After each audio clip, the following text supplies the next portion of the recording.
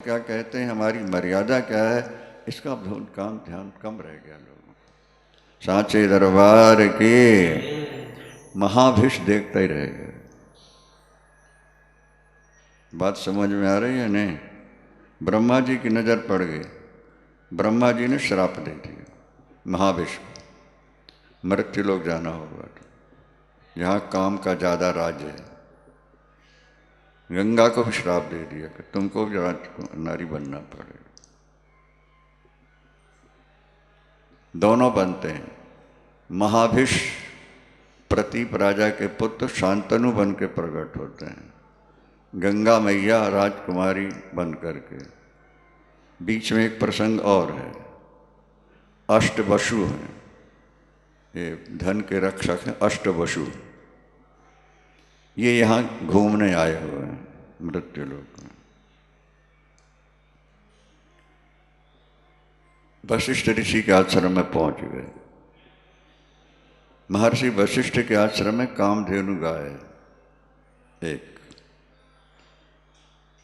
हजारों व्यक्ति आ जाएं, भोजन मिलता रहे। कामधेनु, कामधेनु का मतलब ये है जितनी आवश्यकताएं हैं पूरी होती जाएंगी।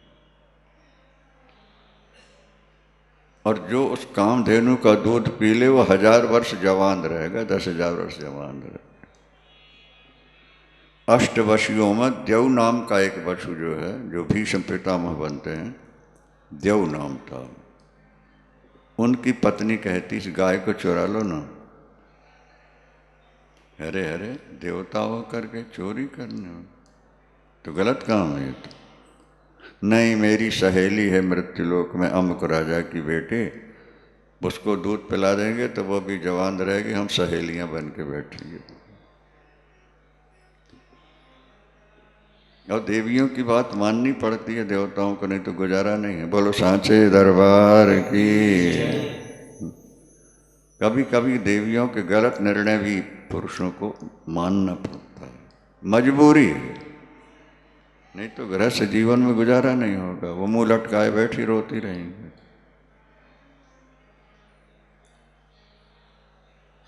देव नाम के वसु ने बहुत मना किया, देवी ये गलत काम है, चोरी करना महापाप। नहीं नहीं, मेरी सहेली जवान रहेगी। देख, गाय चुरा ली। महर्षि वशिष्ठ आश्रम में आए तो गाय नहीं है, यहाँ वहाँ देखा नजर नहीं आई। माँ के उपासक हैं महर्षि वशिष्ठ, भगवान राम के जो गुरु हैं महर्षि वशिष्ठ, वो माँ के उपासक हैं। क्या प्रमाण है? महर्षि वशिष्ठ के 100 पुत्र हैं, सबसे बड़े पुत्र का नाम शक्ति है। नहीं समझ में आ रहा? क्या नाम है? शक्ति नाम क्यों रखा? क्योंकि वो शक्ति भगवती की आराधना करते रहे। शक्ति की आराधना का फल कि जो पुत्र हुआ उसका नाम ही उन्होंने शक्ति रख दी। जो ध्यान किया पता लग गया, अभिशाप दिया, तुमको मृत्युलोक जाना पड़ेगा। ये चोरी चपारी और जारी जो है ये मृत्युलोक में होती है, देवकोटि में नहीं। ज्यों ज्यों व्यक्ति ऊपर उठेगा ना, त्यों तो उसके जीवन में पवित्रता आनी चाहिए, आती है। प्लेन में अगर आपको जाना है तो आप सिगरेट नहीं पी सकते हो, बीड़ी नहीं पी सकते हो, शराब नहीं पिएंगे। क्या? ज्यों ज्यों ऊपर उठते जाओगे त्यों त्यों पवित्रता पवित्रता। इसलिए हमारे यहाँ सवर्णों में यही स्थिति थी कि वे अपनी पवित्रता का बहुत ध्यान रखते थे, हमारा धर्म नष्ट न हो जाए, हमें अपना धर्म बचाना है। आज व्यक्ति कहता हमको पैसा बचाना है, पर पहले के लोग कहते थे हमको अपना धर्म बचाना। जीवन से धर्म ज्यादा कीमती होता है, ये ध्यान रखने की बातें हैं। क्योंकि भीष्म है, अभी पहले इनका नाम था देवव्रत, भीष्म का पहले नाम था देवव्रत। घर में आकर के महिला भीष्म ने पिता की सेवा की, बिना पैर दबाए सोना नहीं, सुबह उठ करके प्रणाम करना और बार बार उनकी ओर देखते रहना, उनके इशारे को समझते हैं, दौड़ के करते हैं। ऐसा योग बना दिया था माता। एक दिन उन्होंने देखा कि पिताजी कुछ उदास हैं। पिताजी, मैं आपका पुत्र हूं, धिक्तम सुतम, यह विपरीत सिद्धार्थ, उस पुत्र को धिक्कार है जो समर्थ होता हुआ भी पिता की चिंता को दूर नहीं कर पाता। उस पुत्र को धिक्कार, मैं आपका अवश्य पुत्र हूं। आज आपके मुख में मलिनता नजर आ रही है, कारण बताया जाए, मैं अपने जीवन की बाजी लगाकर भी आपका दुख दूर करूं। नहीं बेटे, और कोई विशेष बात तो नहीं है, बस कभी कभी ऐसा लगता है मनुष्य के कम से कम 2 पुत्र तो होना ही चाहिए।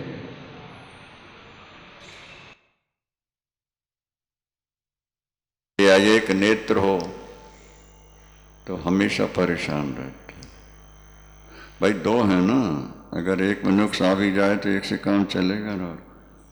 एक ही है, एक पहले से खराब है, चिंतित रहेगा क्या नहीं व्यक्ति। एक ही पुत्र है और भगवान न करे किसी दुश्मन के साथ हो ऐसा, पर अगर वो किसी काम आ गया, चला गया, समाप्त हो गया, तो फिर क्या होगा? घर का दीपक बुझ गया क्या नहीं बुझा? दुई सुत सुंदर सीता जाए, दुई सुत सुंदर सीता जाए, दुई सुत सुंदर सीता जाए, लव कुश देर पुराणन गाए, लव कुश देर पुराणन गाए, दुई दुई सुत सब भ्रातन केरे, दुई दुई सुत सब भ्रातन केरे, कहे रूप गुणशील घनेरे। दुई दुई सुत, 2 पुत्र कम से कम।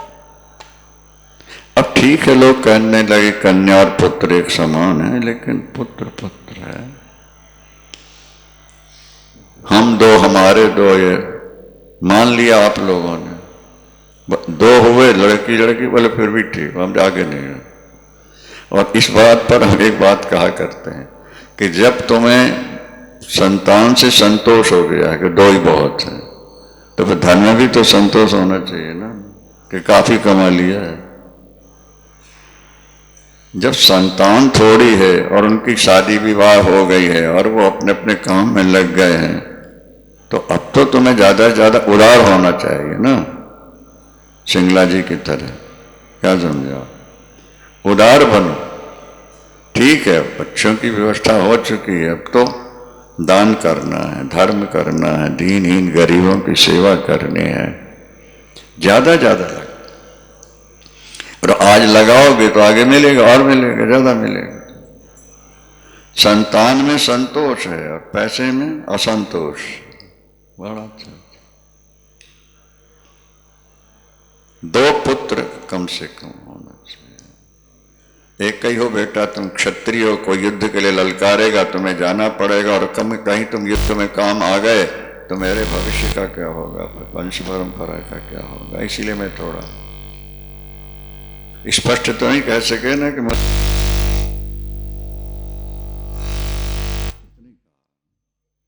उठे देवव्रत, मंत्रियों के पास गए, मंत्रियों से पूछा पिताजी की उदासी का कारण क्या है।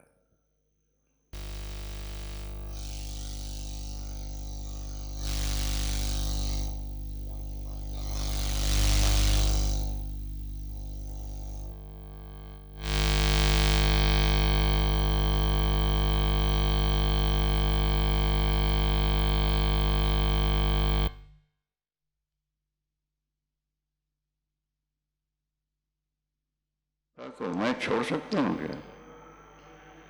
तुझे छोड़ दूंगा, माता पिता को नहीं छोड़ सकता। तो रह सकती रहो, जाना है तो।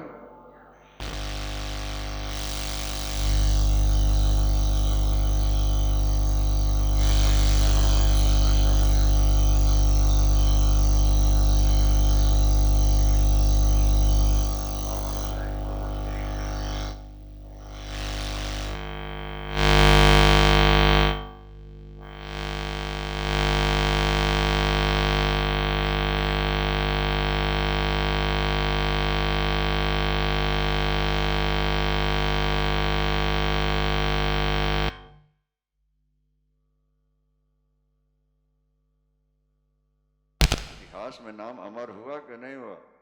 आज किसी का पुत्र लायक होता तो लोग कहते तो श्रवण कुमार की तरह मंत्रियों के पास रहे।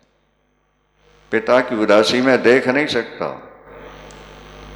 मैं अपना सर्वस्व निछावर कर दूंगा अपने पिता की प्रसन्नता के लिए।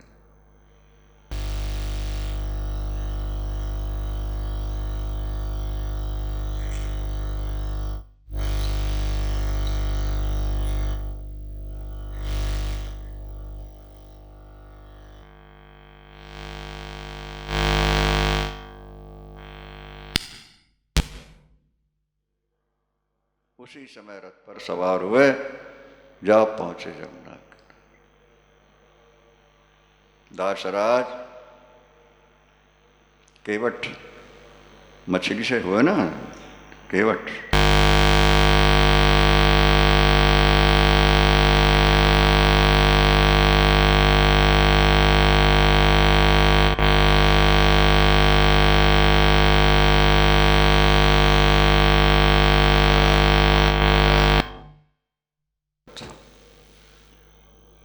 मैं प्रसन्न होकर दे देता हूं। मेरे पिता को क्यों नहीं देना चाहते? इसलिए कि मेरा संकल्प है, मेरा विचार है कि मेरी बेटी का बेटा राजा बने। अच्छा, तो लो मैं प्रतिज्ञा करता हूं, गंगा तट पर मैं प्रतिज्ञा करता हूं, जमुना तट पर तो राज्य का अधिकारी तुम्हारा धोता होगा। धोता बोलते हैं पंजाबी में।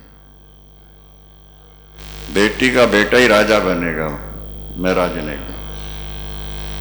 राजकुमार ये तो ठीक है कि आप नहीं लोगे, पर आपकी जो संतान होगी वो अपने पिता का अधिकार मांगने लगेगी तो क्या होगा? दूरगामी परिणाम तो क्या होगा?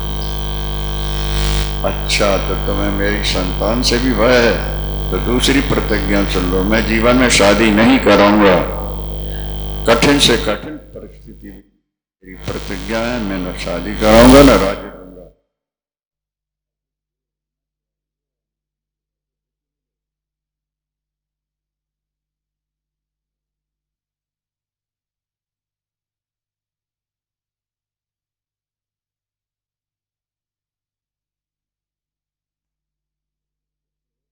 पुत्र होना चाहिए ना भाई। इतिहास आज भी कई बच्चे ऐसे हमको मिलते हैं देखने में, कई परिवारों में, जो पिता कहें सो होगा, जो पिता कहें सो करना है, माता जो कहे करना है। महाभारत में आपने पढ़ा सुना होगा, सीरियल में देखा हो, द्रौपदी को स्वयंवर से लेके आए हैं, बहुत ज्यादा सुंदरी थी। कौन? द्रौपदी माता पिता से पैदा नहीं हुई, कुंड से प्रकट हुई है वो। और श्लोक लिखा है अपने यहां कि जब उसकी सहेलियां द्रौपदी के साथ नहाने जाती हैं और कपड़े गीले होने से जब शरीर होता है, इतनी सुंदरी थी द्रौपदी कि सहेलियां सोचती अगर हम अर्जुन होती तो क्या बात है। बोलो सांचे। द्रौपदी का सौंदर्य देख के द्रौपदी की सहेलियां सोचती हैं कि अगर हम अर्जुन होती तो मौज थी। सुंदर पुरुष को, गुणवान को देख के स्त्री सोचने लगती ऐसे हमारे पति होते तो क्या बात थी। सुंदरी स्त्री को देख करके पुरुष सोचता है कि हमारी ऐसी होती तो क्या बात थी। पर सोचने से कुछ थोड़ा बनेगा, वो तो अपना प्रारब्ध जैसा है वैसे ही होना है। तो युधिष्ठिर आगे बढ़े और आके माँ को प्रणाम किया, बोले माँ हम एक बहुत बढ़िया चीज लेके आए हैं, बहुत बढ़िया चीज लेके आए हैं, बेटा पांचों बांट के ले ले। बस माँ के वचन नहीं कटना चाहिए। माँ के मुख से निकला है, एक पुरुष की 5 स्त्रियां तो हो सकती हैं, लेकिन एक स्त्री के 5 पुरुष तो है नहीं। धर्मशास्त्र सनातन धर्म तो स्वीकार नहीं करता है बात। बहुत विचार विमर्श हुआ है। युधिष्ठिर का कहना मां की आज्ञा नहीं टलनी चाहिए। वेद व्यास जी को बुलाया गया, उनसे पूछ, उन्होंने ध्यान किया, उन्होंने कहा देखो ये पहले जन्म में पति पाने के लिए कठिन तप कर रही थी। 2-3 कारण बताए, एक ही आपको बता देते। ये पहले जन्म में पति पाने के लिए कठिन तप करती रही, भगवान शंकर प्रकट हुए, वर मांगो, तो मुख से निकल गया पतिम देही पतिम देही पतिम देही पुनः पुनः। 5 बार मुख से निकला पतिम देही पतिम देही पतिम देही पुनः पुनः। पति दो पति दो पति दो पति दो पति दो, बेटी तुम्हारे 5 होंगे। फिर रोई तो भगवान शंकर ने कहा कि मैं ही 5 पांडव बन करके तुम्हारा तुम्हें स्वीकार करके तुम्हारी कामना पूर्ण कर दूंगा। समाधान हो गया कि नहीं हुआ? लोग आधी बात पकड़ लेते हैं, आधी छोड़ देते हैं। आधी मुर्गी मार खाओ, आधी अंडा देती रहे, ऐसा कैसे होगा? जब तुम सुनते हो कि 5 पति थे, तुमने देखा है क्या? नहीं देखा। किताब का लिखा मानते हो कि 5 पति थे, तो किताब में उसका कारण भी तो लिखा हुआ है, पर उसको स्वीकार कर लो। फिर आधी बात मान ले, और फिर चिदाग्नि कुंड, वो अग्निकुंड समुद्भूता ऐसा लिखा हुआ है। द्रौपदी जो है वो, आज भी कोई लड़की अग्निकुंड से प्रकट हो फिर कुछ भी करे, ठीक है, उसकी मर्यादा है। सामान्य नारी को तो अपने धर्म का, अपने कर्तव्य का पालन करना। अच्छा, तो जब लेके आए रथ पर और ला करके पिता के बगल में खड़ी कर दिया और फिर दोनों के चरणों प्रणाम किया। बेटा, इसके पिता तो ऐसा कह रहे थे, तो कैसे ले आया? पिताजी नहीं ले आया, मैं जीवन में शादी नहीं करूंगा, मैं राज्य ग्रहण नहीं करूंगा, पर आपको उदास नहीं देख सकता पिताजी, ये मेरा संकल्प है। अब तो पिता की आंखों से आंसू झरने लगे, गले लगा लिया, बेटा ऐसा पुत्र सबको मिले, बोलो सांचे। पिता के सुख के लिए पुत्र ने अपने जीवन का सुख त्यागा है। जाओ, मेरा आशीर्वाद है, तुम इच्छा मृत्यु हो जाओ। जब तक तुम मरना नहीं चाहोगे, मौत तुम्हारे पास नहीं आएगी। पिता का दिया हुआ पुत्र को मरना नहीं है। आज इतिहास पढ़ना सुनना लोगों ने छोड़ दिया। कथाएं भी आजकल होती हैं, खूब बस कीर्तन करा दो, ढपले बजा दो, नचा दो, यहाँ वहां के कहानियां थोड़ी सुना दो, कथा हो गई। थोड़ा गहराई की बात भी होना चाहिए, शास्त्र की ठीक ठीक व्याख्या होनी चाहिए ना भाई। समझ में आ रहा है कि नहीं? पिता का दिया आशीर्वाद, इच्छा मृत्यु, तुम जो चाहो जब चाहोगे मरना तभी मरो। आज से तुम्हारा नाम भीष्म हो जाएगा। भीष्म माने भयानक होता है, कठिन होता है। भीष्म शब्द का अर्थ भयानक होता है, भयानक प्रतिज्ञा करने वाले भीष्म। अब फिर वंशावली यहाँ लंबी चौड़ी है और अंत में ये बताया गया कि महाभारत युद्ध में सब कैसे मारे गए, इतिहास है। महाराज परीक्षित को राज्य मिला है और महाराज परीक्षित को जब श्राप मिला कि तुम्हें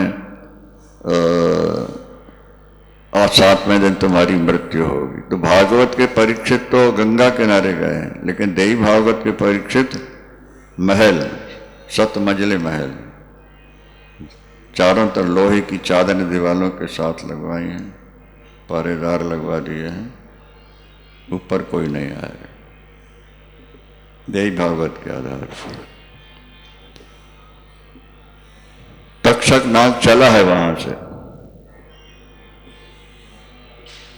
एक ब्राह्मण, कश्यप ब्राह्मण थे धन्वंतरी जैसे, वो बचाने के लिए चले हुए हैं। रास्ते में दोनों की भेंट हो गई, तक्षक की और ब्राह्मण। कहाँ जा रहे हो? बोले परीक्षित को बचाने जा रहा हूं, मेरी दृष्टि पड़ जाए तो ये पेड़ है, इसको जला के दिखाओ।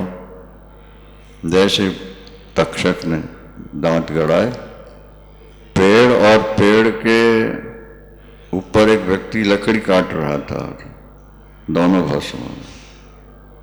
और जैसे उन्होंने देखा, कश्यप, पेड़ भी ज्यों का त्यों हो गया और व्यक्ति भी ज्यों का त्यों। देखो परीक्षित का समय आ चुका है, आप नहीं जाओ, धन ले लो, वापिस लौटो। उनकी मृत्यु निश्चित।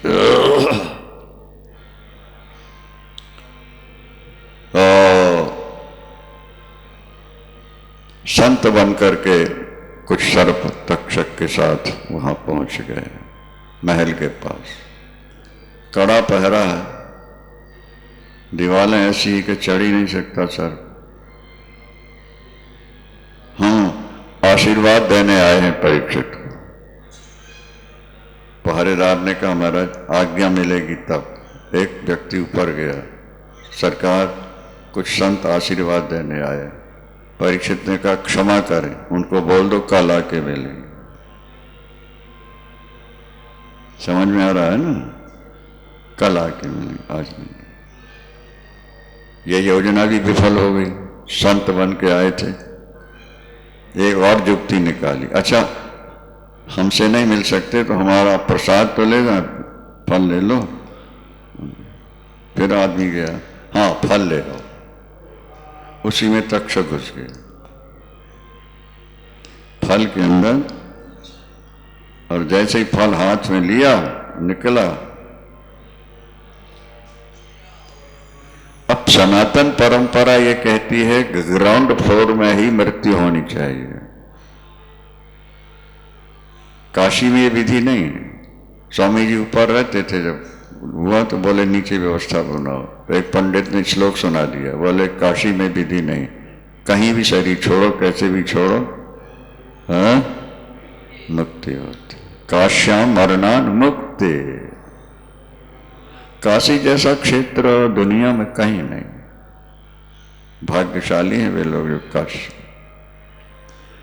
और अभी मनोहर जी बता रहे हैं कि 4-5 और स्फटिक के शिवलिंग बनाने की जगह बन गई है, खाली है। अगर कोई स्फटिक के शिवलिंग स्थापित करना चाहे, 2 तो शायद निश्चित हो गए हैं, 2-3 बाकी हैं, वो कर सकते हैं। अच्छा कुछ लोगों ने तो 12 ज्योतिर्लिंगों में, हमारे सिंगला जी के तो इन्होंने लगा दिया, और अपने रिश्तेदार दोनों को, बेटों के ससुराल वालों से 12 ज्योतिर्लिंगों में 3 स्थापित करा दिया। करो, पैसा है भगवान ने दिया है, संतान थोड़ी है, पैसा ज्यादा है, उसको अच्छे काम में लगाते रहो। और पंजाबी का एक भजन है, अब चैनल पर तो सभी प्रांत के लोग सुनते होंगे, पर पंजाबी का भजन 1-2 लाइन सुना देते हैं। अच्छा पंजाबी का भजन है, ओदे दित्तों विच दे दे, ओदे दित्ते बिचों दे दे, तैथू कौन मंगता, तू है देन वाला कौन, तू तो आप ही मंग रहा, तेरे वित्त नालों ज्यादा तेन ओस देता है, तू ही 10 ओदे कभी कुछ भी देता है। फिर सोच ले पता है तेन ओदे ढंग दा, ओदे दित्तों बिच दे दे तैथू कौन मंगदा, तेरे वित्त नालों ज्यादा तेनू ओस देता है। तुम्हारी शक्ति नहीं थी जितना उसने दे दिया है तुमको, ये उसकी कृपा है कि इतना तुम्हें मिल गया। वे लोग भी हैं जो अपने परिवार का गुजारा नहीं कर पा रहे हैं। ओदे दित्तों बिच दे दे तैथू कौन मंगता। तेरे वित्त नालों ज्यादा ओस देता है, फिर ओदे नादे कदे कुछ भी कीता है? उसके लिए कुछ किया तूने आज तक? ये भी सोच, उसके दिए शरीर से तूने कमाया है, फिर उसको देने में संकोच क्या है? अरे भाई, एक व्यक्ति शोरूम लेता है किराए से, तो किराया देगा कि नहीं देगा? तो ईश्वर ने शोरूम तुम्हें ये दिया हुआ है, इसका किराया कुछ देना है ईश्वर को, नहीं देना? हाँ? और नहीं दो, अगर शोरूम लेकर तुम बैठे और खाली नहीं कर रहे, किराया भी नहीं दे रहे, तो शोरूम तुम्हारे पास रहेगा क्या? ये मनुष्य का शरीर तुमने स्वयं बना लिया कि किसी ने बना के दिया है? तो जिसने बना के दिया है, जिससे तुम कमा रहे हो, उसको भी तो कोई देते रहो। ये फर्ज है तुम्हारा, नहीं समझ में? ये तुम्हारा कर्तव्य है।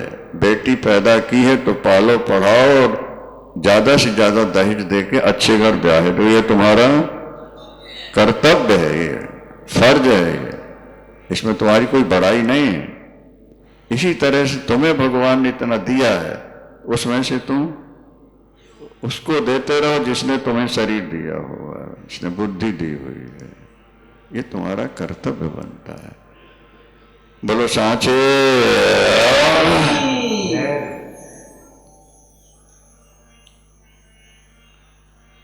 महाराज परीक्षित समाप्त हो गए 7वीं मंजिल, और शास्त्र ये कहते हैं कि ऊपर पलंग के ऊपर भी मृत्यु हो जाए तो भी अच्छी नहीं मानते। सनातन धर्म ये कहता है जब मृत्यु होने लगे तो नीचे गंगा की रेत बिछा दो, कुशा बिछा दो, तुलसी डाल उनके मुख में डाल दो, दीवा जला दो। उनके समाज में तो उनका सिर लेके गोद में बैठो। ये सारी परंपराएं हैं ना भाई अपने शास्त्र की। तब उसकी मुक्ति हो जाती है। और अकाल मृत्यु हो जाए, ऊपर हो जाए, उस समय सारी क्रियाएं ना हो पाए, तो मुक्ति में संदेह रहता। समझ में आ रहा है नहीं आ रहा? महाराज परीक्षित की मृत्यु, कोई क्रिया हुई नहीं मृत्यु के समय। महाराज परीक्षित के पुत्र, बड़े पुत्र थे जन्मेजय, 4 थे, बड़े थे जन्मेजय। वो राजा बने हैं। वो तंक ऋषि ने आके उनको भड़काया कि सर्प ने डसा है तो तुम सर्पों को खत्म कर दो। फिर सर्प यज्ञ चला है, तो हजारों लाखों सर्प हवा में। और तक्षक डर करके इंद्र की सिंहासन में लपट गया था, तो इन्होंने कहा कि मंत्र बल से उसको खींच करके हवन कर। तब वो आस्तिक ऋषि आ गए। कल चर्चा हुई थी ना आस्तिक की, हाँ ध्यान है? उन्होंने आके रोक दिया। तपोबल है उनका। तब उनको आशीर्वाद मिला है बाद में कि तुम्हारा जो नाम ले लेगा सर्प वहां से भाग जाएगा। श्लोक इस प्रकार है, सर्पाप सर्प भद्रम ते गच्छ सर्प महाविशो जन्मे जैस यज्ञान्ते आस्तिक वचन स्मर आस्तिक से बचा सुरता यह सर्पो न निवर्तते सतधा विद्यते मूर्धनि शीर्ष वृक्ष फलम यथा। हे नागराज, हे सर्पराज, तुम यहां से निकल जाओ, क्योंकि आस्तिक को वचन मिला हुआ है देवताओं से कि जो उनका नाम ले दे वहां सर्प नहीं रहेंगे, और नहीं निकलोगे तो सिर के 100 टुकड़े हो जाएंगे तुम्हारे। आस्तिक से बचा सुरता या सर्पो न निवर्तते, नहीं जाएगा तो शतधा भिद्यते मूर्धनि, उसके शरीर के 100 टुकड़े, सर्प के 100 टुकड़े। श्लोक है, मर्यादा है आज भी। जब कहीं सर्प की समस्या आ जाए ना तो इसका ध्यान रखें। अच्छा बोलो सांचे। उस यज्ञ के बाद कोढ़ हो गया, जैसा पहले सुना है। अब जन्मेजय को चिंता हो गई, मेरे पिता की सदगति कैसे हो, क्योंकि ऊपर समाप्त हुआ। अनेक ऋषियों के पास गए, पूछते रहे, किसी ने कुछ बताया, किसी ने कुछ बताया। अंत में महाराज जन्मेजय व्यास जी के चरणों में गिरे हैं और किसी तरह मेरे पिता का उद्धार हो जाए, कोई उपाय बताइए। माता पिता के प्रति जो व्यक्ति के दिल में दर्द नहीं है, उसके जीवन को क्या कहा जा सकता। माता पिता गुरु, इनका कर्जा उतारा नहीं जा सकता। एक अक्षर भी गुरु ने तुम्हारे कान में डाल दिया है, सारी पृथ्वी का राज दे दोगे तब भी हिरण से वरण नहीं हो सकते। एक मप्यक्षरम यस्तु गुरु शिष्य निवेदित, एक मप्यक्षरम यस्तु गुरु शिष्य पृथिव्याम नास्ति तद द्रव्यम, पृथ्वी उतना द्रव्य ही नहीं, यद दत्वा चा अनरणी भवे। माता पिता और गुरु का सम्मान करना सीखो, तुम्हारे हर काम अपने आप सफल होने लगेंगे। सांचे सद्गुरुदेव भगवान की। अंततः जब व्यास जी से निवेदन किया, रो पड़े, मुझे शांति नहीं है, मेरे पिता की सदगति नहीं हुई है, ऊपर शरीर छोटे हैं, सर्प के काटने से हुए हैं, अकाल मृत्यु हुई है। तो वेद व्यास जी ने कहा, सुनो राजन, मैंने 18 पुराणों की रचना की हुई है। एक बात और लिखी है, वैसे अनेक गुरु होते हैं, लेकिन सही गुरु वही है जो पुराणों का ज्ञाता होता है। जो पुराणों का पुराण है ना, इनका जो ज्ञाता होता है वही सही गुरु पद का जो उसी को गुरु बनाना चाहिए। जन्मेजय जी ने प्रश्न किया है, यह संसार किसके द्वारा बना है, इसका मूल आधार कौन है। कोई शंकर का नाम लेते हैं, कोई विष्णु का ले रहे हैं, तो कोई गणेश का, सूर्य का, तो कोई निराकार, तो कुछ नास्तिक कहते हैं इसका कोई बनाने वाला नहीं, अपने आप बना हुआ है। तब व्यास जी ने कहा, बेटा भगवान विष्णु ध्यान में थे, ब्रह्मा जी गए, देखा, जब पूछा तो भगवान ने कहा कि हम तीनों की रचयिता आद्या शक्ति परम्बा भगवती हैं, साचे दरबार की। उसी समय भगवती की एक शक्ति वहाँ प्रकट हुई। तीनों ने जिज्ञासा प्रकट की कि हम वो धाम देखना चाहते हैं। आद्या शक्ति परम्बा भगवती कहाँ रह रहे हैं।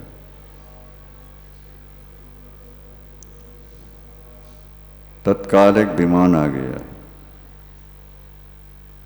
जो शक्ति प्रकट हुई थी, इशारा किया पर बैठ जाओ। ब्रह्मा विष्णु महेश तीनों बैठ गए।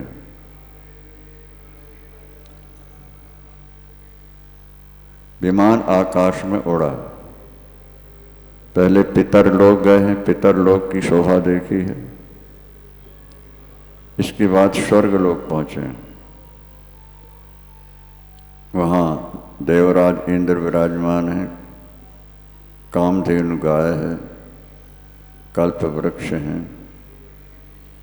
विभिन्न अप्सराओं का वहाँ दर्शन हुआ है। वहाँ के वन और उपवन, वहाँ का स्थान दिव्य है। इसका रचयिता कौन है पता लगेगा। और ऊपर बढ़ उठे, ब्रह्मलोक पहुँच गए। ब्रह्मा जी को बड़ा आश्चर्य हुआ, क्योंकि वहाँ दूसरे ब्रह्मा बैठे नजर आ गए। यहाँ विमान में बैठे हैं और वहाँ ब्रह्मा जी भगवान शंकर की ओर देख के मुस्कुराए। परमात्मा की लीला विचित्र है, इसको जानना जो है बहुत कठिन है। एक बार ब्रह्मा जी को बैराग हो गया, अपना त्याग पत्र लेके आए भगवान के पास। भगवान ने समझाया, जिस कार्य में नियुक्त किए गए हो करो, अच्छा है। नहीं नहीं, मैं तो, ब्रह्मा ने सोचा कि मैं मना करूँगा, ये हाथ जोड़ेंगे, सब देवता मनाएंगे, फिर बैठ जाऊँगा, क्योंकि और दूसरा ब्रह्मा तो है ही नहीं सृष्टि के लिए ना। अच्छा सोच लो, हमें देते हैं। फिर ब्रह्मा जी उठ के चले, देखा कि ऊँट जा रहे हैं, जैसे ट्रेन जाती हो तो लोग खड़े हो जाएंगे डब्बे डब्बे। तो एक ऊँट की पूँछ दूसरे से बंधी हुई, उसकी दूसरे तीसरे बंधी हुई है, पेटियां लदी हुई हैं। 10, 5, 20, 25, 50 निकली तो ब्रह्मा जी पूछने लगे, कहाँ जा रहे हैं, क्या है इनमें? अरे बोले, इनमें सब में ब्रह्मा जी भरे हुए हैं, सिलेक्शन होना है, एक ब्रह्मा को वैराग हो गया है। समझ में आ रहा है नहीं? तो इंटरव्यू है, देखो किसका नंबर आ जाता है। ब्रह्मा तो भागे वहाँ से, बोले प्रभु मेरा त्याग पत्र दे दो, और सांचे दरबार की जय। अनंत है, अनंत, जिसका अंत ना हो वो अनंत। अब ब्रह्मलोक में पहुंचे तो ब्रह्मा विमान में बैठे हैं और ब्रह्मा देख रहे हैं, वेद मूर्तिमान खड़े होकर स्तुति कर रहे हैं, और देव ऋषि महर्षि गण। और आगे बढ़े, शिवलोक नजर आ गया वहाँ। तो वहाँ भगवान शंकर को आश्चर्य हो रहा है कि यहाँ भी शंकर बैठे हुए हैं, गण हैं, नंदी हैं, पार्वती, सब सब सब, और ये यहाँ भी बैठे हुए हैं। और आगे बढ़े तो विष्णु लोक आ गया। अब तुम लक्ष्मी नारायण शेषनाग और क्षीर समुद्र और सब सब सब वैभव, क्या दिव्य सौंदर्य है भगवान का। यहाँ भी बैठे हैं, वहाँ भी।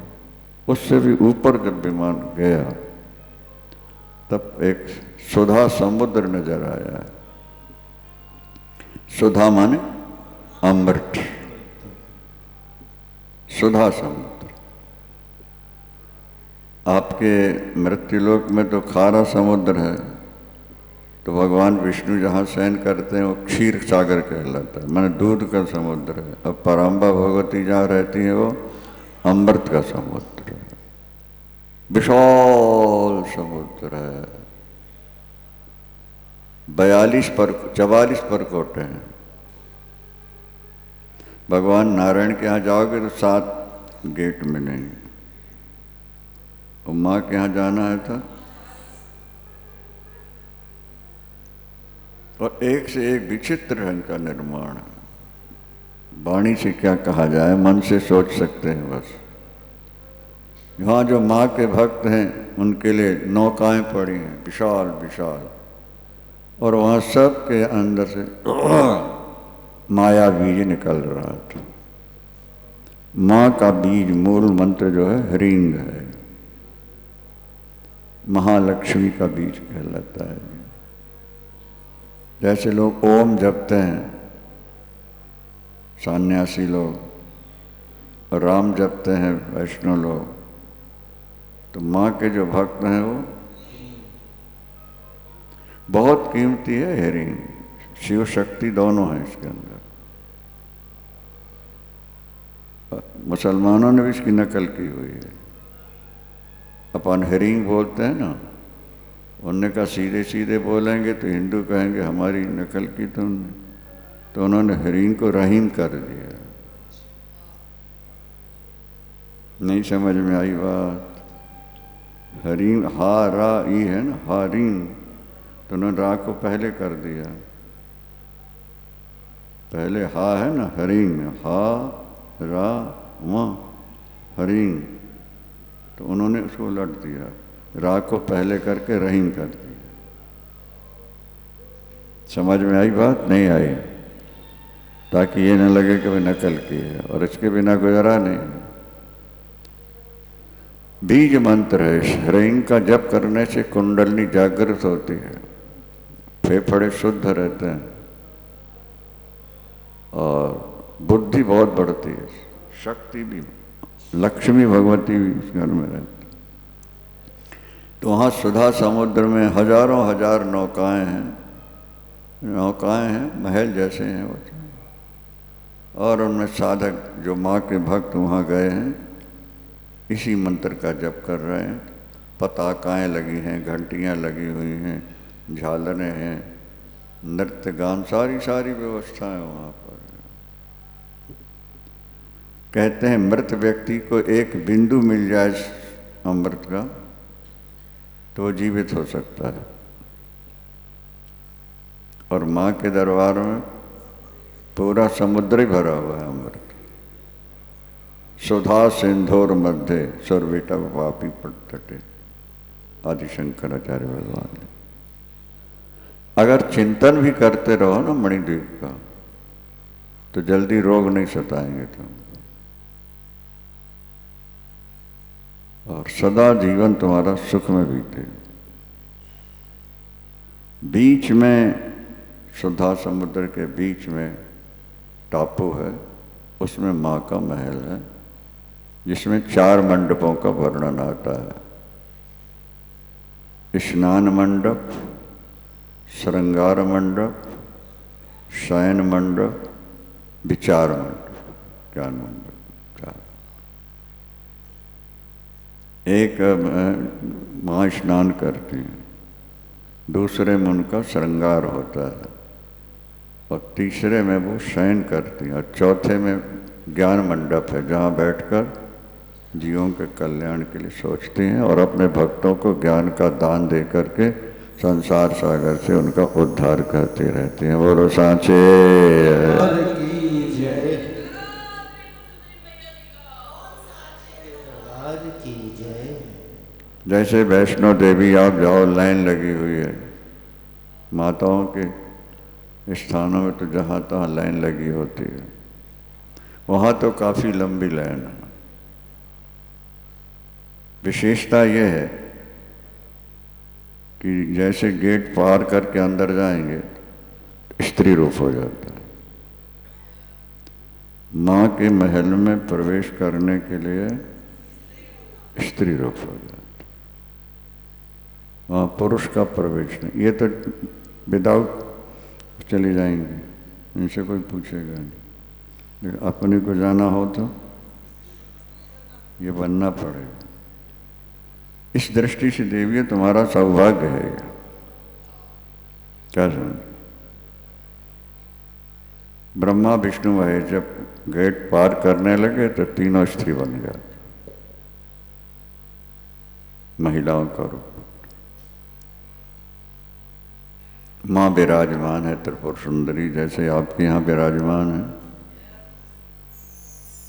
करोड़ों सूर्य चांद भी लजा जाए जिनको देख करके, जिनका दिव्य सौंदर्य तो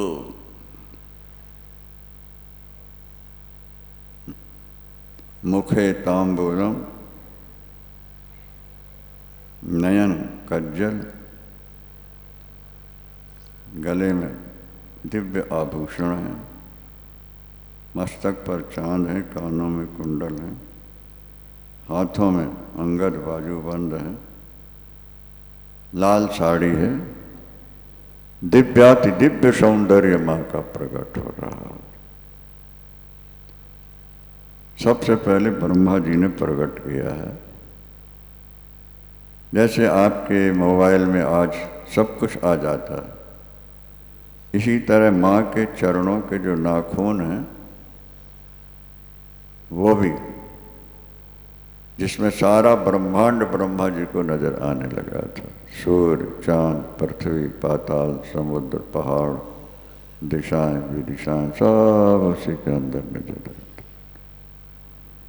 दिव्याति दिव्य सौंदर्य।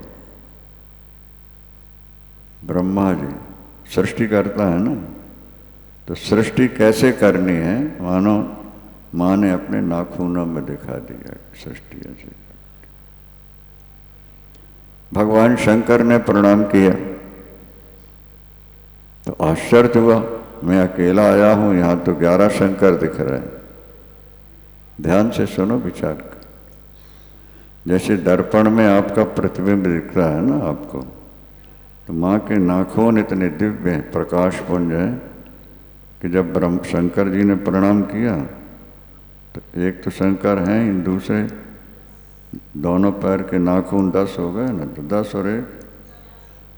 तो शंकर जी अपने को वहाँ 11 रूप में देखते हैं। शंकर जी विराजमान हैं, चरण सिर झुका दिया है। भगवान विष्णु ने भी दर्शन किया, पालनी शक्ति का उनको दर्शन हुआ है। जो तीनों ने प्रणाम किया, हाथ जोड़कर खड़े हो गए। माँ, हम सोच रहे थे कि हम अगर पुत्र हैं तो हमारी कोई माँ जरूर होगी। आज दर्शन हुआ, बोध हो गया कि आपके द्वारा ही हमारी उत्पत्ति हुई है और आपके द्वारा ही संसार बनता है, चलता है। भगवती पराम्बा ने कहा कि देखो त्रिदेवों, तुम्हारे अंदर जो कार्य करने की शक्ति है वो मैं ही हूँ। चराचर जीवों में जो भी शक्ति नजर आ रही है, जैसे हम कहा करते हैं ना कि लाखों करोड़ों कार चल रही हैं, लेकिन सब में पावर ही तो है ना। पावर तो सब में एक है। जितने बल्ब जल रहे हैं, ट्यूब चल रहे हैं, सब चल रहे हैं, सब पावर पावर पावर। बिना पावर के कुछ नहीं है। और वो पराम्बा भगवती शक्ति का अंश रूप है। जैसे पावर हाउस में तो बहुत पावर होगा भाई, तो उसी का अंश रूप में ये सब दिखाई दे रहे होते। कल हमने कहा था आपसे कि भगवान नारायण, सूर्य नारायण और शक्ति दोनों का अनुभव हो रहा है। सूर्य नारायण बाहर के नेत्रों से दिख रहे हैं और माँ अंदर की आंखों से देख रहे हैं। यावन मात्र शक्ति जो है वो उन्हीं की है। अगर लोहे में टरबाइन चलने से लोहे से पावर निकल रहा है तो माँ से आके लोहे में पावर समाया हुआ है और फिर वो लोहे से निकल के सारी कार्य करा रहा है। सूर्य में उन्हीं का प्रकाश है, चंद्रमा में उन्हीं की शीतलता है, अग्नि में उन्हीं की दाहकता है। पहले सुनाया गया कि तारागण करोड़ों करोड़ों और चमक रहे हैं। अज्ञानी व्यक्ति सोचता है सबकी अलग अलग सत्ता है, लेकिन समझदार व्यक्ति जानता है कि तारागण करोड़ों हैं, लेकिन उनमें जो चमकने की शक्ति है वो एक माँ के द्वारा ही है। पावर, पावर का केंद्र आद्या शक्ति भगवती। देवताओं, अब तुम्हें संसार बनाना है।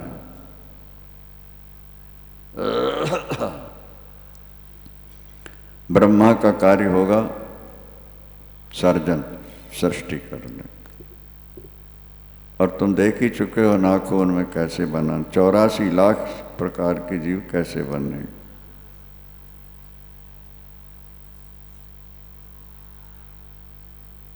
मां सृष्टि करना है, पहले बुद्धि चाहिए, इच्छा, ज्ञान और क्रिया। इच्छा शक्ति, ज्ञान शक्ति, क्रिया शक्ति। शास्त्र नाम पहले किसी चीज को बनाने की इच्छा होती है तो उसका ज्ञान होना चाहिए, फिर क्रिया शुरू हो जाती है। कुम्हार अगर घड़ा बनाना चाहता है तो पहले घड़ा बनाना इच्छा होगी, फिर घड़ा बनाने की जो कला है उसका ज्ञान होना चाहिए, तब फिर हाथ चलेंगे। इच्छा शक्ति, ज्ञान शक्ति, क्रिया शक्ति सर्व। तो ब्रह्मा ने कहा कि माँ इतने सब बनाना होंगे, उसके लिए ज्ञान भी तो होना चाहिए ना। तब सरस्वती को प्रकट किया है वहाँ वहीं। वीणा पुस्तक धारणी भवेदाम जाड्यांधकारापहम हस्ते स्फाटिक मालिकाम सिद्धति पद्मासने सोच। हंस की सवारी है सरस्वती माता की, और हंस दूध और पानी को अलग अलग कर देता है। सरस्वती भगवती बैठी तो वो संकेत दे रही हैं। हंस पर सवार है ना भाई, कि मैं जिस पर कृपा करूंगी जड़ और चेतन का विभाग वो कर सकेगी। वही व्यक्ति जड़ और चेतन का विभाग कर सकता है जिस पर मेरी कृपा हो। कितने प्रकार के पक्षी हैं, लेकिन दूध पानी अलग नहीं कर सकते, केवल इसी तरह जिनकी बुद्धि एकदम निर्मल होती है। शरीर है जड़, आत्मा है चेतन, दूध और पानी की तरह दोनों रल मिल गए हैं आपस में। अज्ञानी व्यक्ति शरीर को ही आत्मा माने बैठा हुआ है और रात दिन इसी को संभालने में लगा रहता है।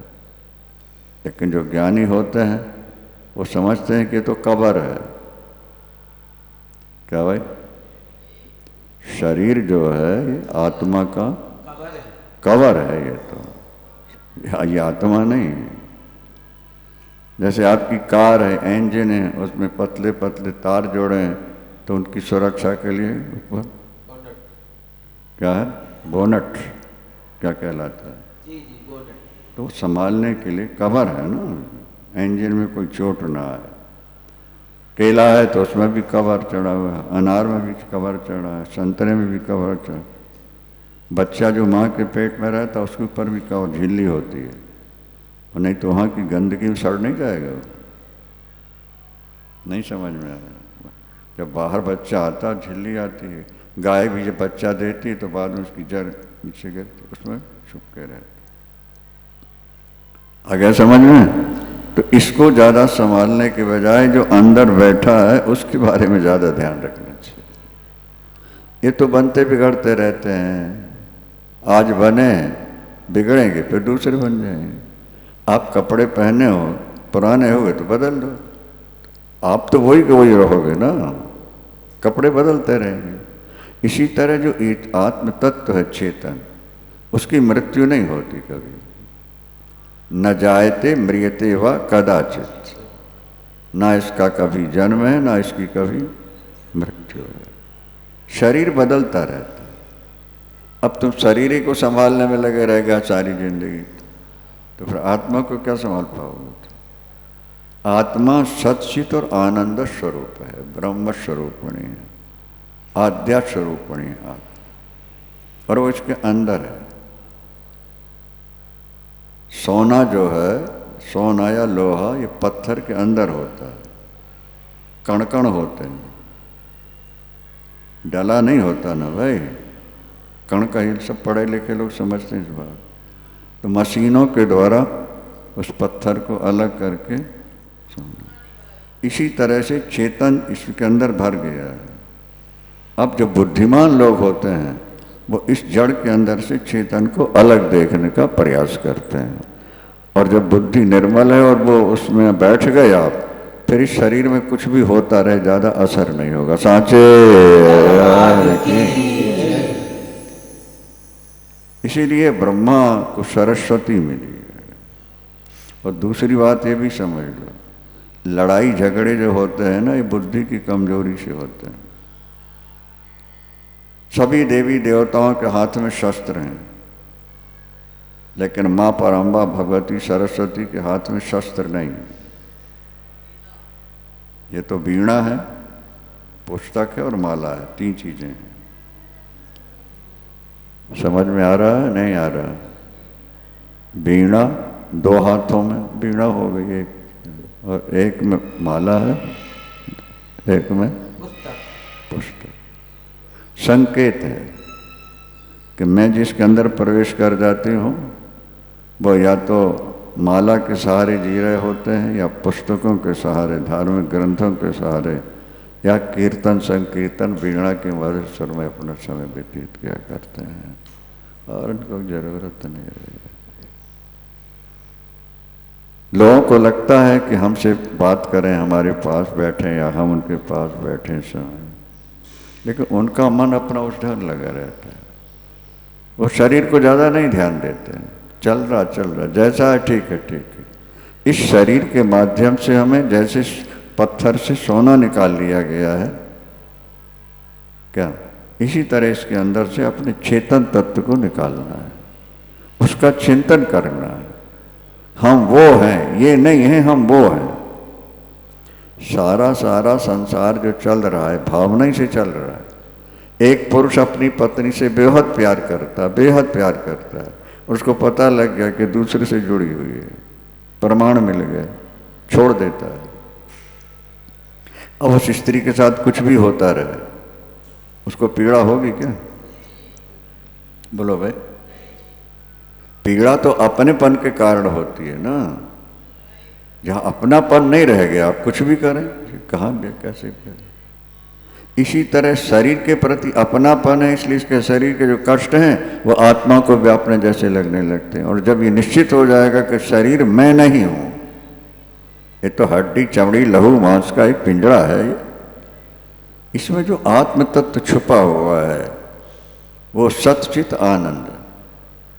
और सबकी आत्मा एक है, एक एव परो ह्यात्मा सर्वभूतेष्वात्मन्यवस्थिता यथेन्दुर पात्रेषु भूतानि आत्मकानि च। भगवान कृष्ण कहते हैं जैसे करोड़ों घड़ों में जल भरा है और एक चांद है, सब में प्रतिबिंब दिख रहा है। प्रतिबिंब देखोगे तो अनेक हैं, और जब बिंब की ओर दृष्टि जाएगी तो एक है। सब आत्मा एक है। ये 4-5 बातें हैं, सबके अंदर एक ही सी होती हैं। हम ना मरें, पहली बात। सब चाहते हैं कि नहीं चाहते? बोलो भाई। अच्छा, हम ज्ञानवान बन के जिए, सब चाहते हैं कि मूर्ख बन के जिए? हम ज्ञानवान बन के जिए, हम सदा सुखी रहें।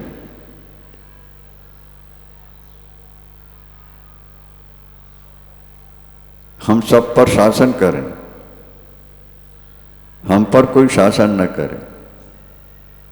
ये 5 बातें हर व्यक्ति चाहता है कि नहीं चाहता?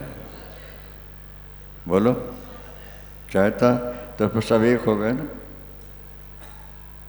जब सबकी ये 5 इच्छाएं हैं सबके अंदर, तो इसका मतलब है कि सब में आत्मा भी एक का ही है। दृष्टांत तो भरे पड़े हैं ना इस विषय में, पर इनको सुनना और बार बार सुनना चाहिए। सुनते सुनते सुनते कभी तक समझ में आ जाए।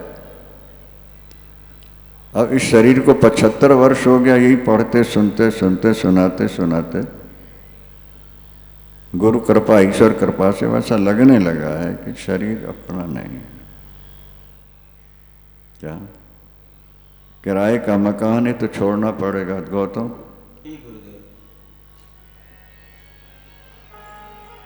बोलो सदगुरुदेव भगवान की जय। जिंदगी एक किराए का घर है, एक ना एक दिन बदलना पड़ेगा, एक न एक दिन बदलना पड़ेगा,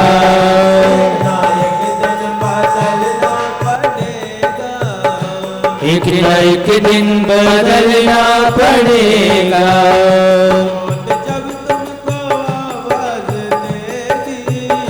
मौत जब तुमको आवाज देगी,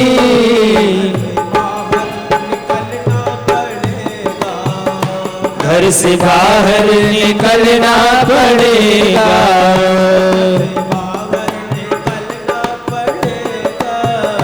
घर से बाहर निकलना पड़ेगा।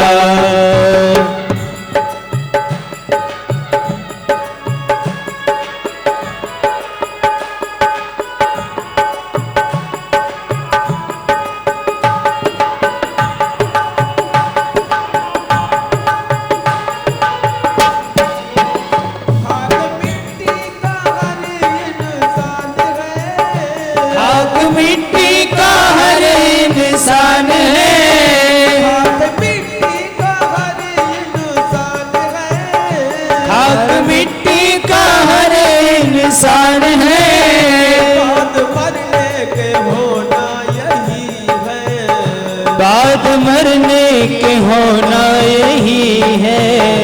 या जमीन पर तू रब्बत बनेगी, या जमी पर तो रबत बनेगी, चिताओं में जलना पड़ेगा, या चिताओं में जलना पड़ेगा, या चिताओं में जलना पड़ेगा। या चिताओं में जलना पड़ेगा।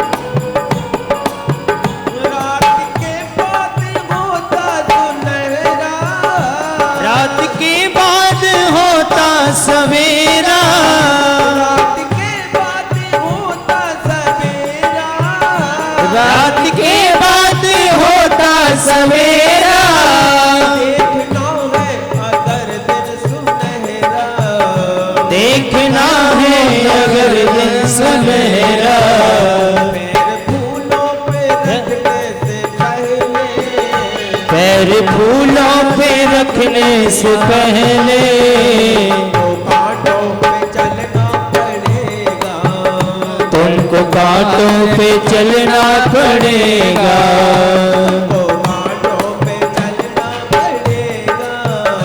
तुमको कांटों पे चलना पड़ेगा।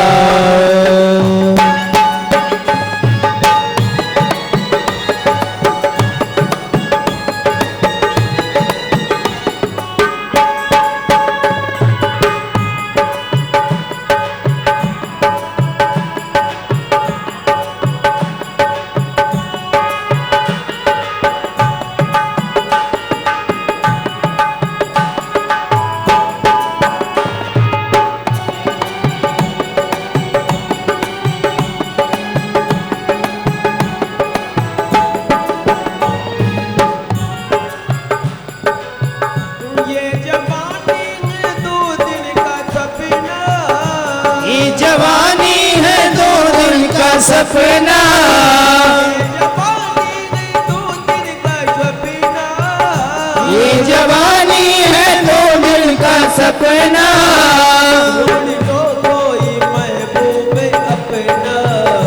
ढूंढ लो कोई महबूब अपना,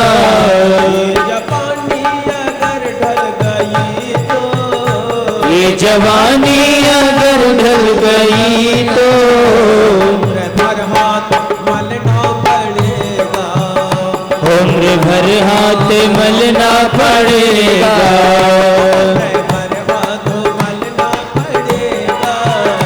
उम्र भर हाथ मलना पड़ेगा।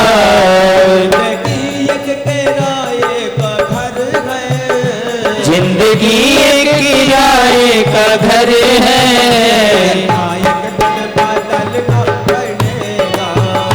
एक न एक दिन बदलना पड़ेगा,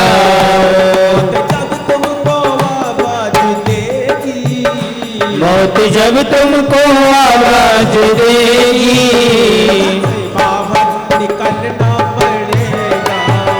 घर से बाहर निकलना पड़ेगा,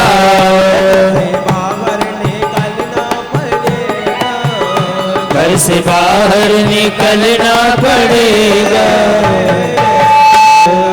सदगुरुदेव भगवान की जय।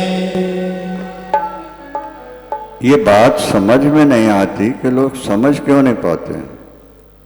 अगर शरीर और आत्मा एक ही है तो जैसे एक साथ माँ के गर्भ से आए तो जाते भी एक ही साथ, तब तो मान लेते भाई ठीक है दोनों एक ही है। बात समझ में आ रही ना? आए थे हम एक साथ, जड़ और चेतन, और जब जाते हैं तो केवल चेतन जाता है। 2 हो गए कि नहीं हुए? फिर जड़ शरीर तो मृत्यु के बाद यहीं रह गया ना, सामने पड़ा है, और कोई अंग कम नहीं हुआ, और चेतन निकल गया। तो इसका मतलब हम 2 हो गए ना इसमें। फिर ये अपना कैसे रहा? जो अपने साथ नहीं जा रहा वो अपना कैसे होगा? तो किराए का मकान है ये तो। अब कोई नालायक व्यक्ति किराए के मकान को कहे मेरा है, मैं खाली नहीं करूंगा, किराया भी नहीं दूंगा, तो फिर तो पुलिस के डंडे खाने पड़ेंगे उसको। ये शरीर किराए का है, और इसलिए बार बार कहा जाता है कि कुछ शुभ कर्म करते चलो, इस पर ज़्यादा ध्यान मत दो, ज़्यादा ध्यान अंदर वाले को दो। और अंदर वाले का ज़्यादा ध्यान क्या है? एक तो मुख्य ये है कि ऐसा सब देखा करो, जैसे दर्पण जब हम देखते हैं तो दर्पण में हम 1 से 2 हो जाते हैं।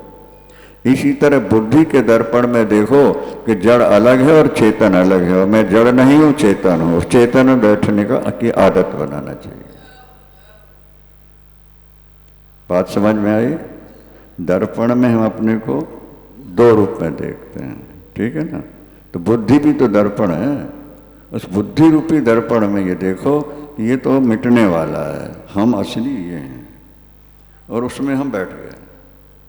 न किंचिदपि चिंता, ये तो और कोई दूसरी चिंता ही नहीं करो, दूसरा कुछ सोचो नहीं, उसी में स्थिर हो जाओ। इसलिए अपना भूत शुद्धि भी है, इसको पहले सुखाओ, फिर जलाओ, फिर अमृत की वर्षा करो, दिव्य शरीर बनाओ जो उनकी उपासना के योग बन जाता है, और फिर चिंतन में डूब जाओ। अभ्यास करो, धीरे धीरे धीरे धीरे बात बिल्कुल स्पष्ट हो जाती है कि हम शरीर नहीं हैं, हम आत्मा हैं। और वो आत्मा भी केवल एक शरीर में एक नहीं है, समस्त शरीरों में एक ही आत्मा है। एक बट का बीज है, उससे एक वृक्ष बनता है, उसमें हजारों लाखों बीज होते हैं, फिर उनको बो दिया जाए, फिर हजारों लाखों पे पर अरबों बीज हो जाते हैं। तो एक से ही तो सारे चले हैं क्या? अविभक्तम च विभक्तेषु भूत भर्त च गृहीत। भगवान गीता में कह रहे हैं अविभक्तम च विभक्तेषु। देखो अर्जुन, ये आत्मा एक है, अविभक्त है। विभक्त का मतलब होता अलग अलग, और अविभक्त मतलब एक होता है। तो भगवान गीता में कह रहे हैं अविभक्तम च भूतेषु विभक्तमिव च स्थितम। है तो अविभक्त, लेकिन दिखते हैं विभक्त, दिख रहे हैं विभक्त, हैं अविभक्त। एक एव परो यात, एक मेवासी यदि वाग्रे, वेद में भी यही बात कही गई। हमने असली को भुला दिया, नकली को अपना मान करके चिपक के बैठ गए इसके अंदर। ये गलत हो गया। और इसका विवेक सत्संग से होता। बिनु सत्संग विवेक न होए, सत्संग विवेक न होई, बिनु सत्संग विवेक न होए, बिनु सत्संग विवेक न होई। राम कृपा बिनु सुलभ न सोई, राम कृपा बिनु सुलभ न सोई। अस विचारी जोई कर सत्संगा, विचार जोई करे सत्संगा, अस विचारी जोई कर सत्संगा। विचार जोई करे सत्संगा। राम भगत ते सुलभ विहंगा, राम भगत ते सुलभ विहंगा। भक्ति सत्संग बहुत जरूरी। जैसा बताया गया कि लोहे में सोना है, उसको जब तपाया गया तो पत्थर अंश उसका निकल गया और सोना डाला हो गया। हम जब भगवान का चिंतन करते हैं, पूजन भजन करते हैं, वो एक आग है। जैसे आग में जब पत्थर डाला गया तो पत्थर तो चूरा बन के निकल गया, जल गया, और सोने का डला या लोहे का निकल आया। तो हम आद्या शक्ति परम्बा भगवती का चिंतन कर रहे हैं, पूजन कर रहे हैं, व्रत कर रहे हैं, अंदर उनका ध्यान कर रहे हैं, माने वो आग हो गई ना। और आग जब इसके अंदर लगेगी क्या, तो शरीर तो चला जाएगा, वो चेतन तुम्हारा सामने प्रकट हो जाएगा। यही है सर। और माँ तो ज्योति रूपा है ना, इसलिए घर घर ज्योत जल रही है ऐसे।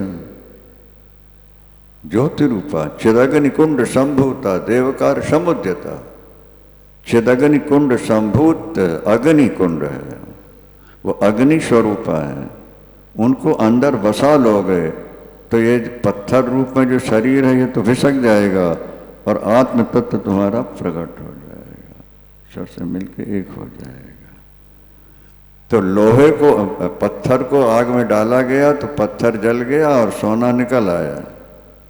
इसी तरह हम भजन पूजन जो कर रहे हैं, माने हमने अपने आप को आग में झोंक दिया है। और सांचे दरबार की जय। तो वो माँ क्या करेंगी, इस कचरे को बाहर निकाल के शुद्ध बना के तुम्हारे सामने प्रकट करेंगी। सांचे दरबार की। इसलिए चिंतन बढ़ाओ, खूब बढ़ाओ, भजन पूजन क्या। देखो धनवान ज्यादा भजन पूजन नहीं करते हैं, दानवान दे देते हैं। पर सिंगला जी की विशेषता ये है कि ये दान तो करते ही करते हैं, लेकिन स्वयं करते हैं, बहुत करते हैं। क्या एक दिन हंस के सुना रहे थे हमको, बोले हम ग्रंथ, धार्मिक ग्रंथ पढ़ रहे थे, प्रेम आई तो भाव में कहती कि हरिद्वार में जाके बस जाओ जो वैसे रहना। तो बोलो सांचे दरबार की। हाँ सुना रहे थे, हंस रहे थे। घर में भी रहते हैं ना तो जो धार्मिक ग्रंथ देखते रहते हैं। तो ये गई हूँ सामने तो देखा पढ़ा, तो बोले पढ़ता ही रहना तो गुरुजी के पास हरिद्वार में रहना। घर में तो जरा मिलजुल के हंस के पढ़े, पर वो स्वभाव बन गया, उसको मिटाया नहीं जा सकता। और ज्यों ज्यों बुद्धि निर्मल होती जाएगी, बस इतना समझ, त्यों त्यों ऊपर चले। प्लेन में जो पेट्रोल डीजल होता है ना, बहुत साफ होता, तब प्लेन को उड़ाता है। मिट्टी से जब निकलता है ना तो मटमैला गंदा होता, और जब रिफाइन किया जाता है तो फिर वो रिफाइन करते करते बिल्कुल शुद्ध होता। एक प्लेन में हम बैठे थे, सामने प्लेन था, उसमें डीजल डालना था, वो पेट्रोल। तो हमने देखा कि वो एक व्यक्ति आया, पहले चूना जैसे कुछ लेके उसमें डाला, उसने कोई केमिकल्स होगा, मतलब अगर किसी तरह का थोड़ा भी कचरा हुआ तो वो डालने के बाद भी देखा, फिर तो हमने सोचा इसी तरह जब व्यक्ति शुद्ध होते होते होते बिल्कुल शुद्ध हो जाएगा, माया मल से अलग हो जाएगा, तब फिर वो ऊपर जाने का अधिकारी बन। प्रत्यक्ष उदाहरण है, मुंह से हवा भर दो फुग्गे में, छोड़ो नीचे गिरेगा, और गैस भर दो, ये तो प्रत्यक्ष है ना। मुंह की हवा अगर भरी फुग्गे में तो नीचे गिरेगी, और गैस भर गई है तो बस ये तो है। विषयों का सेवन करते रहे तो नीचे गिर जाओगे, और तेजस स्वरूप भगवान का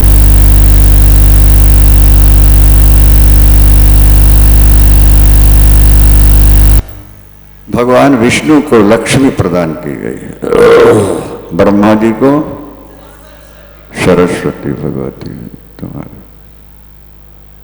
विष्णु को लक्ष्मी, उनके हाथों से सिक्के गिर रहे हैं। इसका अपमान नहीं करना, नारायण ने कहा अपने हृदय में रखूंगा। भगवान के स्वरूप में यहाँ बाल हैं थोड़े पतले, रोम राजी, वहाँ लक्ष्मी रहती, लक्ष्मी का निवास यहाँ पर। और आप लोगों के भी यहीं रहते हैं। नोट कहाँ रखते हैं, हाथ कहाँ होता है? हाँ अब आजकल तो यहाँ रख ले, पीछे रख, यहाँ रख। अपमान नहीं होना लक्ष्मी का। अगर आप शराब खरीदते हो तो मान है कि अपमान है? मीट खरीदते हो तो मान है कि अपमान है? बीड़ी सिगरेट पी के आग लगा रहे थे, अपमान नहीं हो रहा आप लक्ष्मी का? तो कैसे ठहरेगी तुम्हारे घर में? तो देवी भागवत में एक प्रश्न और खड़ा हुआ है कि वो हमने तो लक्ष्मी को नारायण के पैर दबाते देखा है चित्रों में, और आप कहते हो यहाँ रहते हैं, तो उसका उत्तर यहाँ लिखा हुआ है। बोले वो पैर नहीं दबा रही, ये पापी लोग जो अपने पाप नारायण के पैरों में छोड़ जाते हैं, लक्ष्मी मैया हाथ लगा के उनको साफ कर रही होती हैं और पैर लगाते होती हैं। साचे दरबार की लक्ष्मी अगर आपके घर आई है तो उसका अपमान नहीं होना। क्या समझा? शराबी कबाबी सुरा सुंदरी में फंस जाना ये लक्ष्मी का अपमान है, और लक्ष्मी को नारायण के चरणों में समर्पित करते रहना ये लक्ष्मी का सम्मान है। लक्ष्मी हमारी माँ है ना भाई। अब एक व्यक्ति पैसा लेके बेश्या के यहाँ जा रहा है, क्या समझा? तो हम अपनी माँ को बेश्या के यहाँ ले जा रहे हैं ना, तो माँ हम पर प्रसन्न होगी कि नाराज होगी? ये सब बातें थोड़ा सुनना और समझना चाहिए। माँ का सम्मान है, नारायण की सेवा में लगाओ उनको, दीनहीन गरीबों की सेवा करो, अनाथों के सहायक बनो, अनाथालय विद्यालय बनाओ। अभी मनोहर जी बता रहे हैं कि साउथ के लोग आए धर्म संघ में 100 कमरे बना रहे हैं, 50 तो अपने पास रखेंगे हम के अपने, और 50 जो अपनी मुक्ति चाहते हों काशी में रह के मर के, उनके कमरे खुले रहेंगे और बैठ के भजन करेंगे। ये लक्ष्मी का सदुपयोग हुआ कि नहीं हुआ? अब सिंगला जी ने भी बना दिया 1.25 करोड़ 1.5 करोड़ लगा के, जाओ रहो आराम से भजन करो। ये संपत्ति का सदुपयोग होता है, और सुरा सुंदरी में फंस जाना ये दुरुपयोग होता है। अखबार में एक दिन देखा था कि 1 लाख रुपया 24 घंटे का किराया एक कमरे का। ऐसी होटलें बनी हुई हैं 5 स्टार 7 स्टार कि जहां एक नाइट का किराया टिक्का रोटी का है, 1 लाख की रोटी है एक कमरे। और कुछ बहुत कुछ होता रहता। ये संपत्ति का दुरुपयोग हो गया। क्या समझा? हमारी माँ है लक्ष्मी, इसको माँ के रूप में मानोगे तो तुम्हारे बेटे पोते परपोते सब रुकी रहेंगे, और गलत काम किया तुमने विदा हो जाएंगे।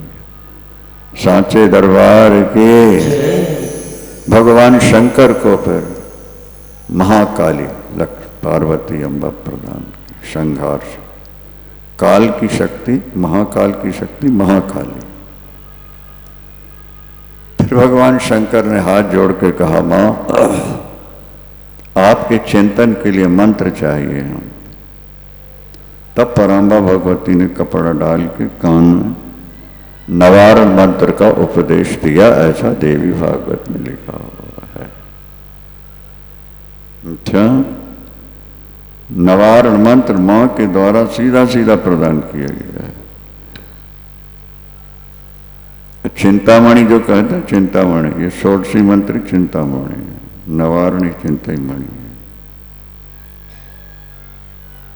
तीनों देवियों की उपासना है ना इसमें, महाकाली, महालक्ष्मी, महासरस्वती।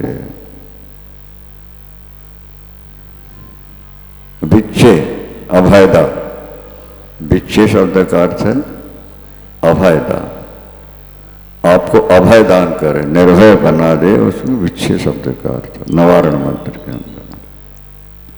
चामुंडा चंड घाती, च जिसने चंड मुंड का वध किया वो, हाँ, तो 3 बीज के साथ चामुंडाई, और बिच्छे माने अभयदा, जो निर्भय बनाए, जापक को निर्भय बना दे वो चामुंडा।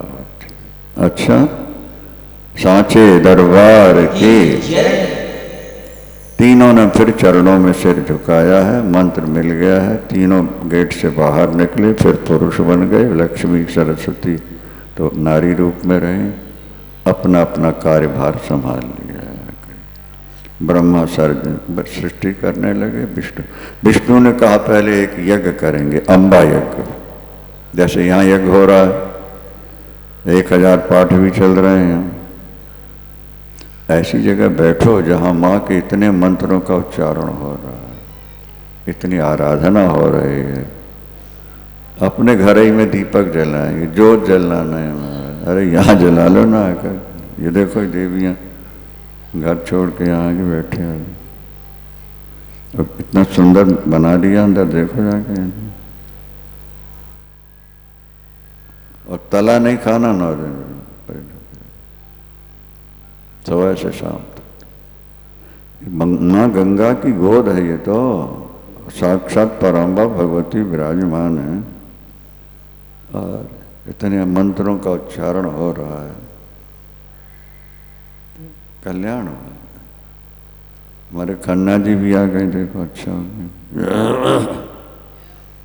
इस आश्रम के मूलाधार यही है, उनकी पत्नी आशा वो भी आई हुई है। इन्होंने 21 लाख रुपया पहले देकर शुभारंभ कराया। गंगा मैया की बाद में तो बहुत लगा बात है, पर मूल आधार की महिमा होती है, मूल चलना चाहिए। ये भाग्यशाली लोग हैं, सब कर रहे हैं। अम्बा यज्ञ किया है भगवान विष्णु ने, सबसे पहले अम्बा यज्ञ भगवान विष्णु के द्वारा हुआ। उसमें पराम्बा भगवती प्रकट हुई है। साचे दरबार की तुमने हमारा पहले अम्बा यज्ञ किया है, इसलिए तुम्हारी जगह जगह पूजा होगी, तुम्हारे अवतार होंगे, उन अवतारों के द्वारा भक्तों की रक्षा होगी, धर्म की स्थापना होगी, तुम्हारा यश फैल जाएगा। ये माँ का दिया हुआ आशीर्वाद। भगवान शंकर रुद्र रूप से कैलाश में वास कर रहे हैं, भगवान विष्णु क्षीर सागर में कर रहे हैं। माँ की आराधना करेंगे आप दुखी नहीं रहेंगे। जिन्होंने भी माँ की आराधना की, एक सुशील नाम का वैश्य था, देवी भागवत में कथा है, बाहर की नहीं, भाग्य का मारा हुआ है वो जो काम करता है घाटा घाटा घाटा। वही काम दूसरे कर रहे हैं, वो लाखों पति बन रहे हैं, और वही काम वैश्य करे सुशील, नुकसान। बहुत ज्यादा दुखी है। प्रॉफिट क्या हो तो मूल भी गंवा बैठा है। जो पूंजी घर में थोड़ी बहुत थी, समाप्त। फटे पुराने कपड़े, बाल सूखे बिखरे, शरीर सूख गया है। बार बार विचार आता है आत्महत्या कर लो, पर आत्महत्या करने से परिवार का भला थोड़े होगा। फिर आत्महत्या महापाप। पर करूं क्या, जाऊं कहां, क्या करूं? जो भी किया उसमें घाटा ही घाटा तो हुआ मुझे।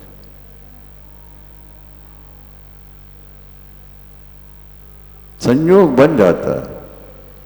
पराम्बा भगवती ने कृपा की, एक ब्राह्मण मिल गया। सेठ जी क्या हाल है? बड़े रूखे सूखे नजर आ रहे, क्या हो गया आप? रो पड़ा उसे। ये 4 दुख बहुत बड़े होते हैं।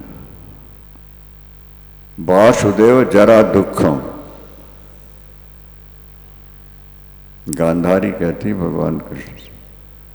अत्यंत वृद्धावस्था जो है इसका बहुत दुख होता। हम तो प्रभु से यही प्रार्थना करते हैं कि शरीर चलते चलते ये शरीर छूटे तो अच्छा है।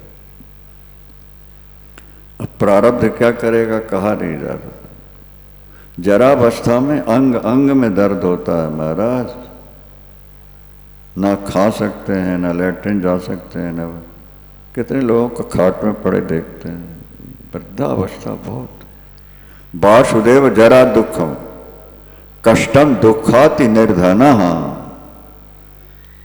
और परिवार बड़ा है, घर में खाने को नहीं है। जल संकोच विकल भई मीना, जल जल संकोच विकल भई मीना। अबध कुटुंबी जिमि धनहीना, अबध कुटुंबी धनहीना। थोड़े जल में मछली जैसे छटपटाती है, गृहस्थ व्यक्ति को गरीबी वैसे छटपटाना पड़ता है। जरा दुखम कष्टम दुखाति, पुत्र शोक महद दुखम। जवानी में पुत्र का वियोग हो तोबा तोबा तोबा।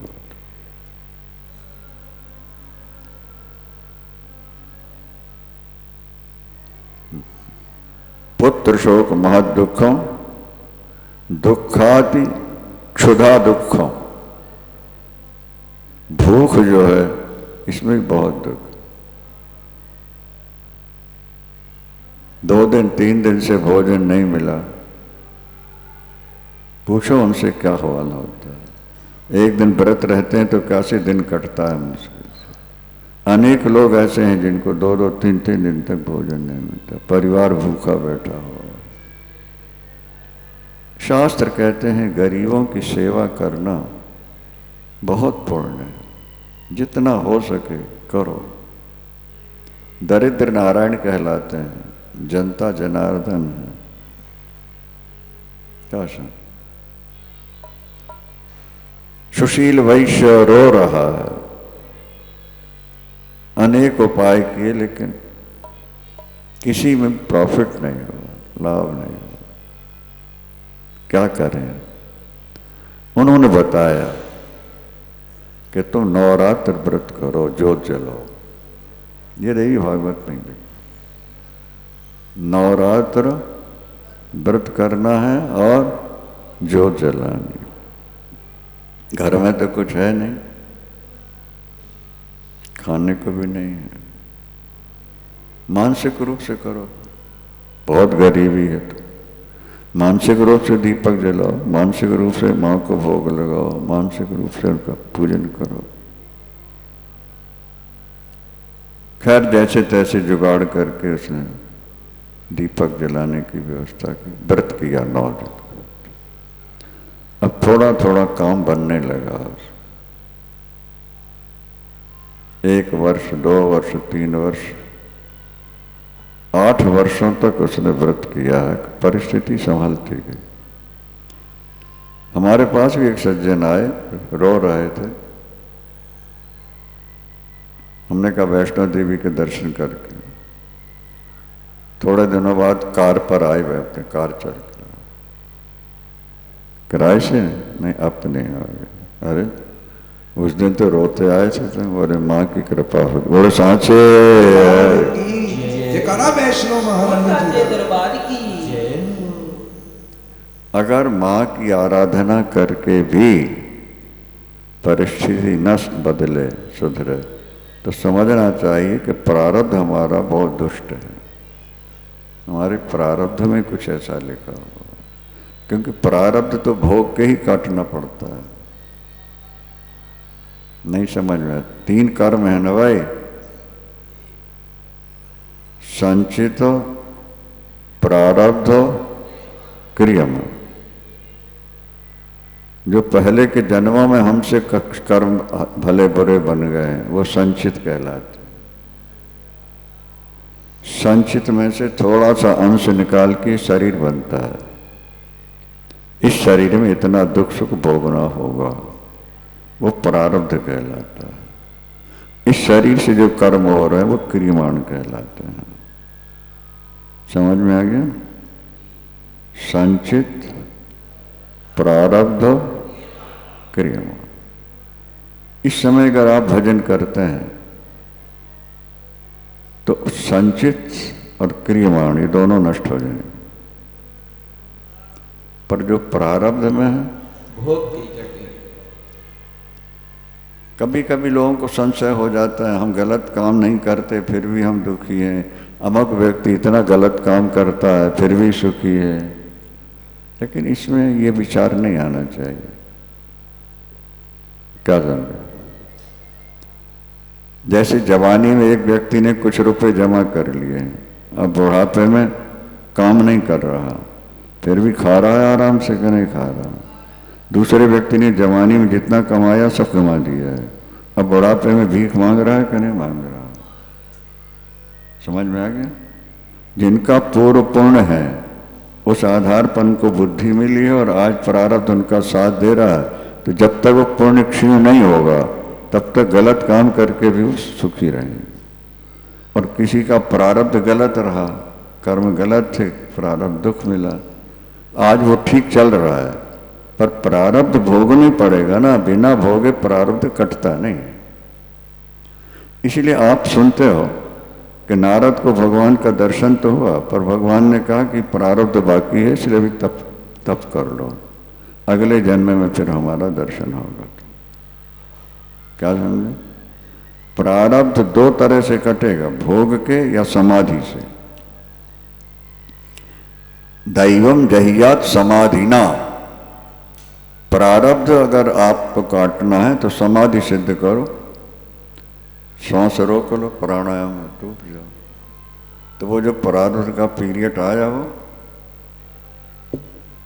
निकल जाएगा। अरे भाई जैसे दर्द है, पेन किलर आपने ले लिया तो उस समय शांत हो गया ना थोड़ा सा, इसी तरह या तो समाधि सिद्ध हो जाए तो मैं तो प्रारब्ध कट जाएगा, और नहीं तो भोग करके कटेगा। प्रारब्ध का मतलब होता है जो कर्म फल देना प्रारंभ कर चुके हैं उनका नाम प्रारब्ध होता है।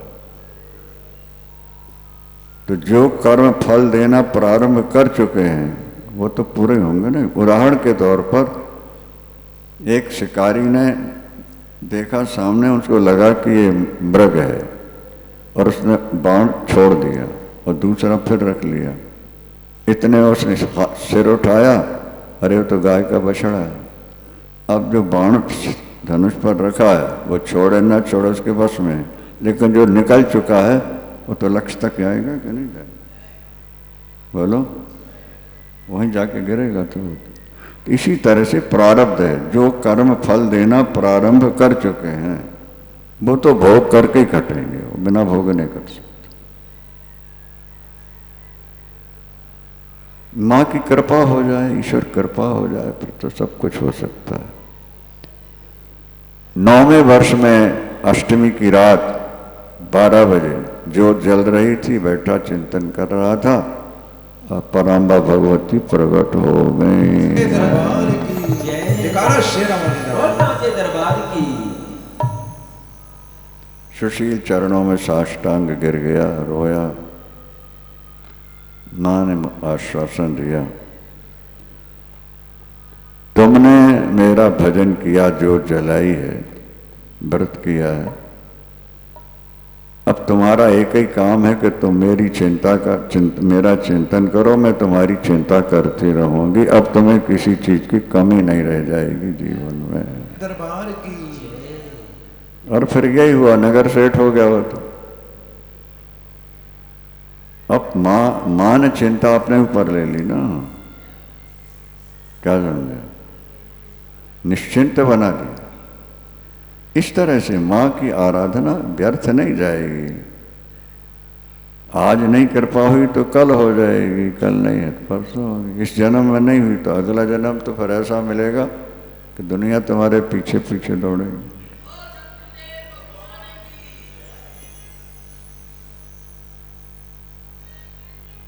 एक गरुड़ पुराण में एक श्लोक मिला, ना भोंगतम क्षीयते कर्म कल्प कोट शतैर। किया हुआ कर्म चाहे 100 करोड़ कल्प बीत जाए, जब तक वो फल नहीं दे देगा नष्ट नहीं होगा, अच्छा या बुरा। गलत किया है तो भी और अच्छा किया है तो भी। तो हम ये कहा करते हैं कि देखो आज तुम भजन कर रहे हो, दान कर रहे हो, कीर्तन कर रहे हो, कथा सुन रहे हो, बरकत। जब गलत काम बिना फल दिए नष्ट नहीं होता है, दुख देता है, तो तुम जो भजन कर रहे हो इसका फल क्या है? भगवान का दर्शन। गलत कर्म का फल दुख और शुभ कर्म का फल या सुख और ईश्वर है। तो जब तक ये कर्म तुम्हें ईश्वर से नहीं मिला देगा तब तक पीछा नहीं छोड़ेगा।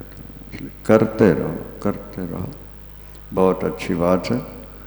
यद्यपि आज राम जन्म तक पहुंचना था, पर कल राम जन्म कृष्ण जन्म दोनों कर, परसों माँ का प्राकट्य सामने आ जाएगा। ठीक है।